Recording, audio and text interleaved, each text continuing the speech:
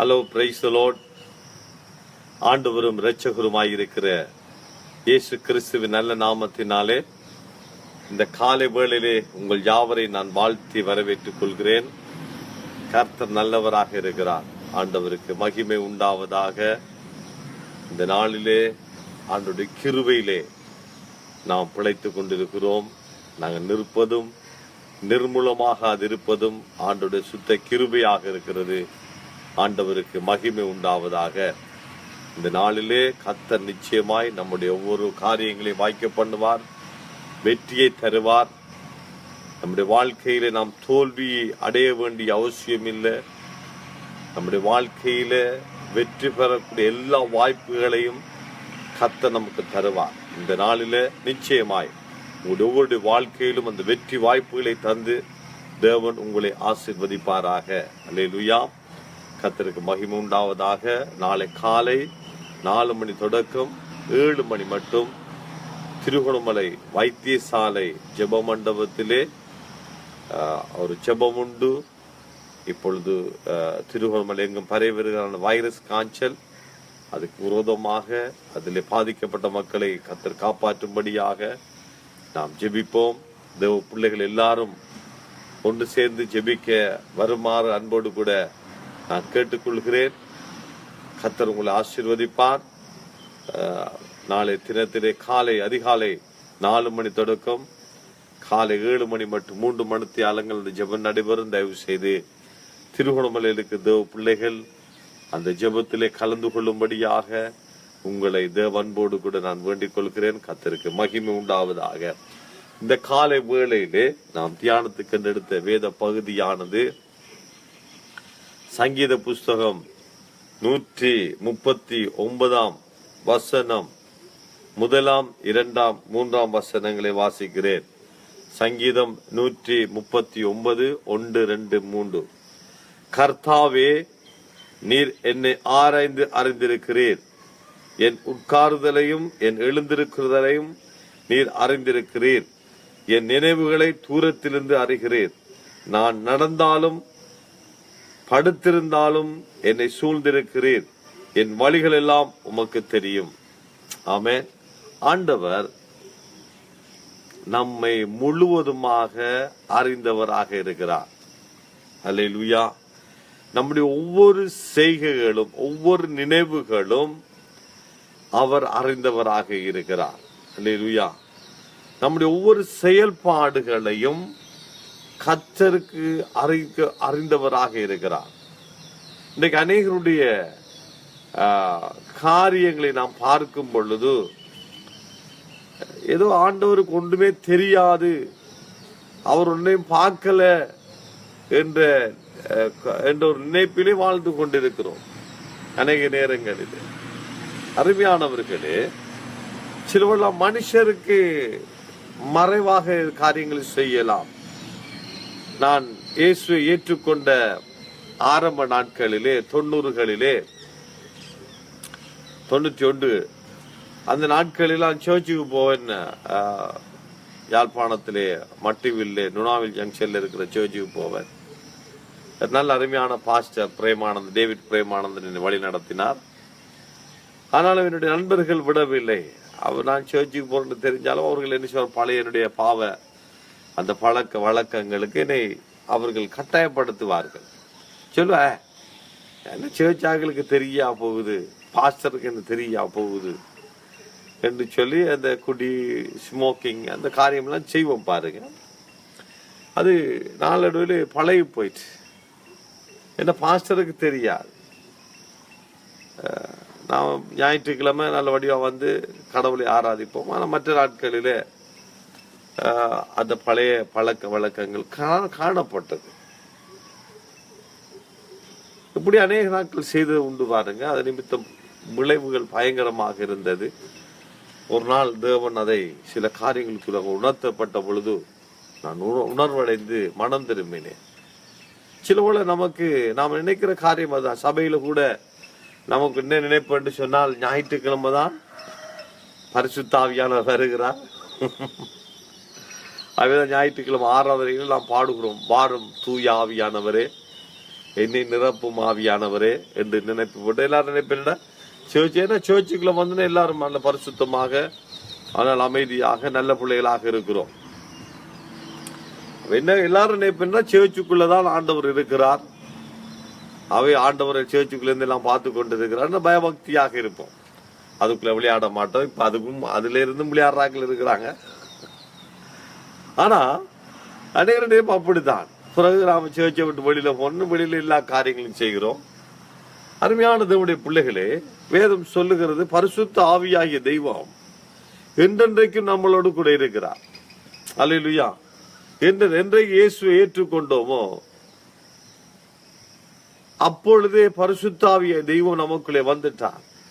எப்ப நம்ம ரட்சிக்கப்பட்டோம் அப்பொழுதே பரிசுத்த ஆவிய தெய்வம் நமக்குள்ளே வந்துட்டார், நமக்குள்ளே வாசம் பண்ணுகிறார். அவர் நாம் பாவம் செய்யும் பொழுது அவர் நம்மை விட்டு போற தேவன் அல்ல, அவர் நமக்குள்ளிருந்து துக்கப்படுகிற தேவனாக இருக்கிறார். அதனால நீங்கள் மீட்கப்படும் நாளுக்கென்று முத்திரையாய் பெற்ற பரிசுத்த ஆவியை துக்கப்படுத்தாதிருங்க. அவர் துக்கப்படுகிற தேவனாக இருக்கிறார். அவருக்கு எல்லாம் தெரியும். அல்லேலூயா.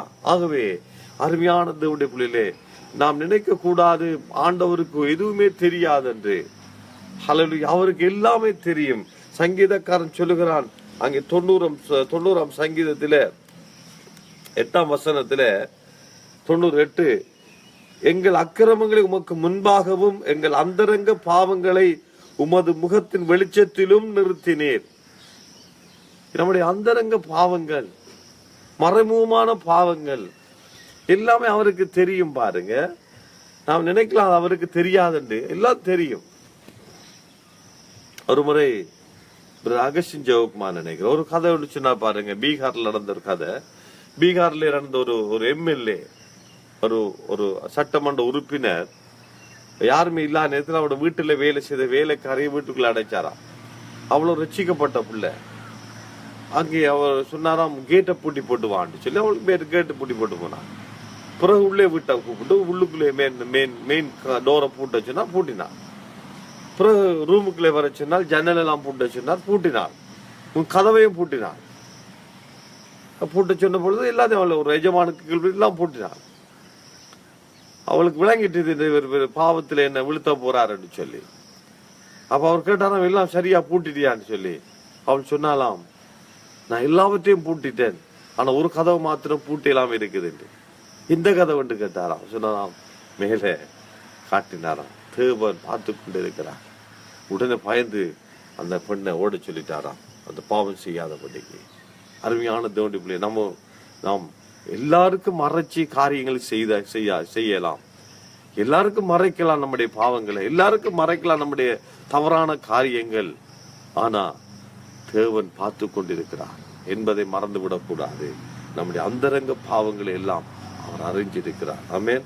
ஹல்லேலூயா. என் அக்கிரமங்களை உமக்கு முன்பாகவும் என் அந்தரங்க பாவங்களை உமது வெளிச்சத்திலும் நிறுத்தினேன். ஹல்லேலூயா. ஆமென்.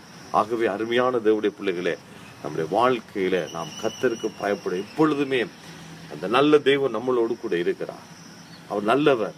ஹல்லேலூயா. அவரை நாம் கனப்படுத்த வேண்டும். அவர் எப்பொழுதுமே நமக்குள்ளே வாழ்ந்து கொண்டு இருக்கிறார், நமக்குள்ளே ஜீவிக்கிறார். ஹல்லேலூயா. சிலவர் நாம் மனுஷனுக்கு பயந்து பாருங்க, சிலவள் நான் விசிட்டிங் போற டைம்ல சிலவள் விசுவாசிகள் நாடகமோ சினிமா ஏதோ பார்த்து கொண்டு இருப்பாங்க. பாருங்க, நம்மளை கண்டோன்னு ரிமோட்டை ஓடி ஓபன் பண்ணி டிவியில ஓபன் பண்ணிடுவாங்க. நான் சொல்றது தவறு. நீங்க மனுஷனுக்கு பயப்படும். இன்னைக்கு அநேகர் மனுஷனை பயப்படுறாங்க, மனுஷனுக்கு பயப்படுறாங்க. ஆனா கர்த்தர் நம்மளை பார்த்து கொண்டிருக்கிறாரே, அவருக்கெல்லவா கனவு கொடுக்க வேண்டும். அல்லேலூயா. எபிரேயர் புத்தகம் 4ஆம் அதிகாரத்துல 13ஆம் வசனம் சொல்லுகிறது, அவருடைய பார்வைக்கு மறைவான சிருஷ்டி ஒன்றுமில்லை. அவருடைய பார்வைக்கு மறைவான சிருஷ்டி ஒன்றுமே இல்லை. சகலமும் அவருடைய கண்களுக்கு முன்பாக நிர்வாணமாயும் வெளியரங்கமாயும் இருக்கிறது. அவர் ஒருவருக்கே நாம் கணக்கொப்புவிக்க வேண்டும். அவர் ஒருவருக்கே நாம் கணக்கொப்புவிக்க வேண்டும். அவருக்கு முன்பாக சகலமும், அல்லேலூயா, நம்முடைய சகல காரியங்களும் தேவனுக்கு முன்பாக இருக்கிறது. அவருக்கு முன்பாக எல்லாம் வெளியரங்கமாக இருக்கிறது. அவர் சர்வ வல்லமுள்ள தேவன். நான் பார்த்து 139 நாங்கள் எங்க இருந்தாலும், நான் நடந்தாலும் படுத்திருந்தாலும் என்னை சூழ்ந்திருக்கிறேன். அவருக்கு மறைவாக எங்கேயும் போக முடியாது. அல்லேலூயா. அவருக்கு மறைவாக எங்கேயும் போக முடியாது. அவர் எல்லாவற்றையும் அறிந்த தேவனாக இருக்கிறார். அவர் சர்வ வல்லமுள்ள தேவன், எல்லாவற்றையும் காண்கிற தேவனாக இருக்கிறார். ஆமென். ஹல்லேலூயா.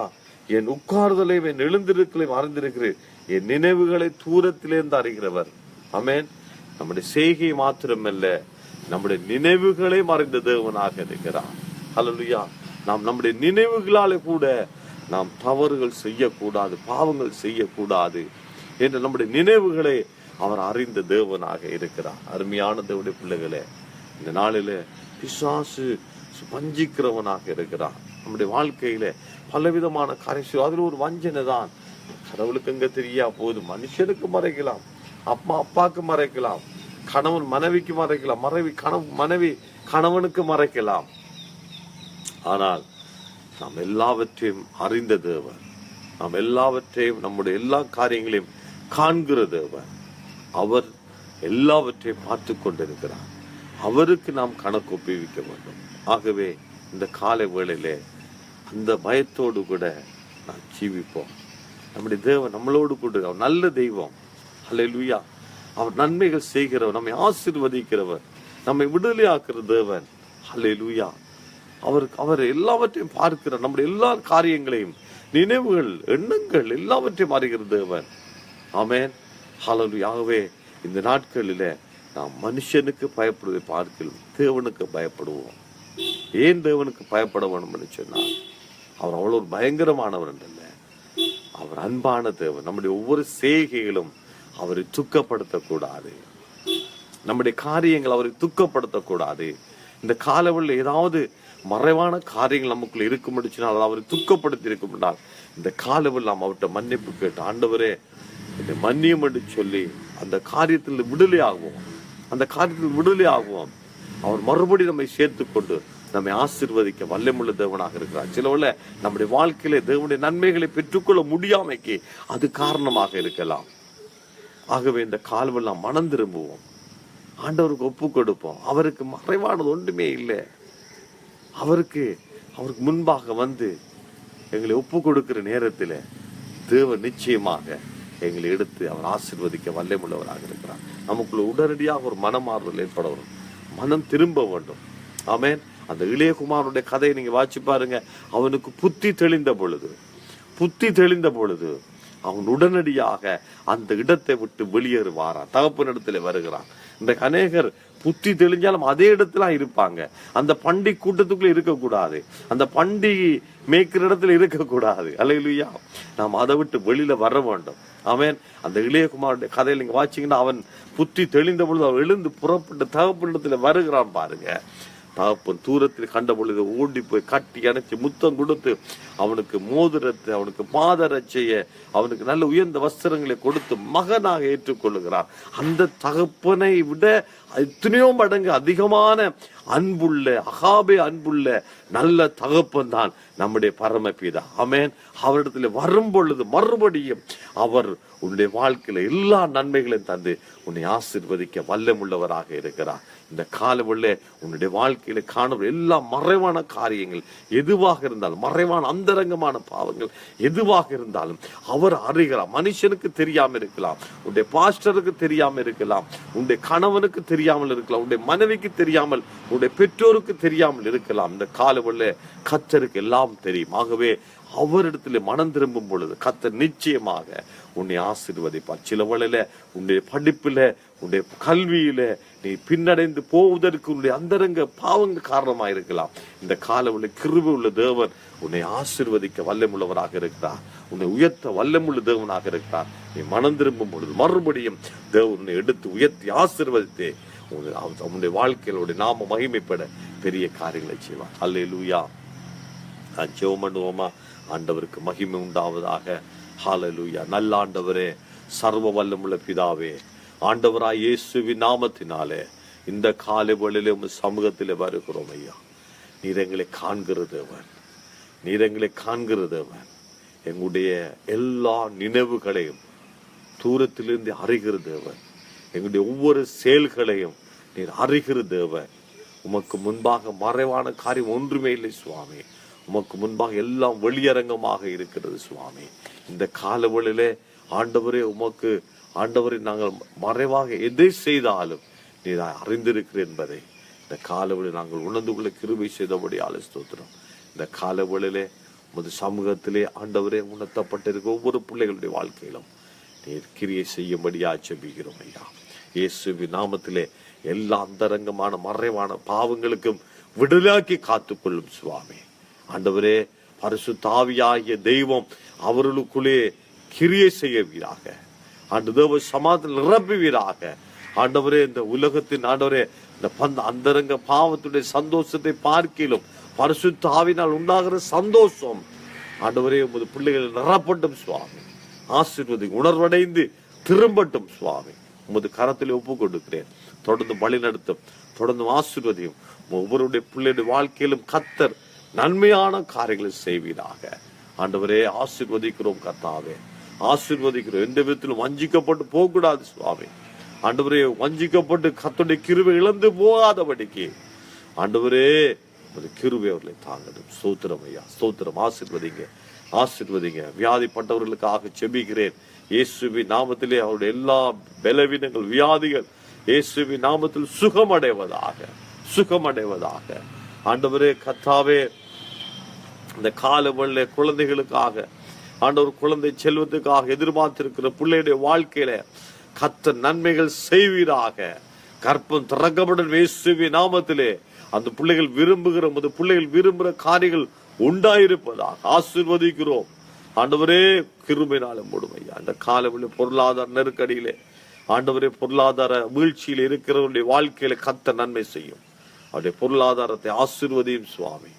நன்றி செலுத்துகிறோம் கர்த்தாவே. கைகளின் பிரயாசங்களை ஆசீர்வதிங்க, ஆசீர்வதிங்க கர்த்தாவே. அல்லேலூயா. உமக்கு நன்றி, உமக்கு நன்றி சுவாமி. பிள்ளைகளை குறித்து ஆண்டவரே வேதனையோடு கூட இருக்கிற பெற்றோருக்காக செபிக்கிறேன். இந்த காலவெளியிலே அவருடைய பிள்ளையுடைய வாழ்க்கையிலே ஆண்டவரை காணப்படுகிற தேவனுக்கு பிரியமில்லாத காரியங்களை பார்த்து ஆண்டவரே வேதனையோடு கூட இருக்கிற பெற்றோரைக்காக செபிக்கிறேன். ஆண்டவர் நீர் கிரியை செய்வீராக. அவருடைய பெருமூச்சை கேட்கிறவரே உமக்கு நன்றி செலுத்துகிறோம். அந்த பிள்ளைகளுடைய வாழ்க்கையிலே பெற்றோர் விரும்புகிற அந்த நல்ல காரியங்கள், நன்மையான காரியங்கள் உண்டாயிருப்பதாக உமக்கு நன்றி சுவாமி. நீங்க ஆசீர்வதிங்க, ஆசீர்வதிங்க. தேவ சமாதானத்தில் ஒப்பு கொடுக்கிறோம். ட்ரிங்கோவிலே இந்த திருவண்ணாமலை மாவட்டம் முழுவதும் கர்த்தருடைய கிருபை கூட இருப்பதாக ரத்த கொண்டைகளை ஒப்பு கொடுக்கிறோம். இயேசுவின் ரத்தத்தின் வல்லமைகளை ஒப்பு கொடுக்கிறோம். இயேசுவின் நாமத்திலே எல்லா வைரஸ் கிருமிகளும் அழிக்கப்பட்டு போகட்டும் சுவாமி.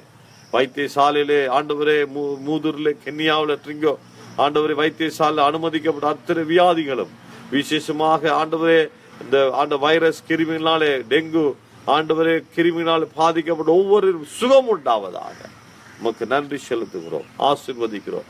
தேவனுடைய கிருபைக்கு ஒப்பு கொடுக்கும். இயேசுவின் நாமத்தில் ஜெபிக்கிறோம் நல்ல பிதாவே. ஆமென், ஆமென். ஹல்லேலூயா. God bless you. கர்த்தர் உங்களை ஆசீர்வதிப்பார்.